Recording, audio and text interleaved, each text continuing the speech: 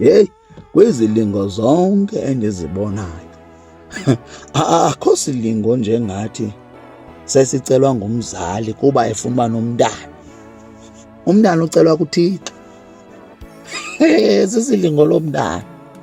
Uphinde wawugqiba umcela abe mnye. Yho! Oh, hayi uziphathele isilingo ntanga. So suphinde ucele uba kubekho abanye, angabi mnye seyiceliwe kuThixo abe mnye.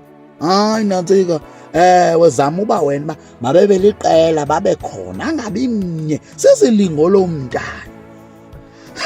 Uzawundiva uhlekihlile apha entloko.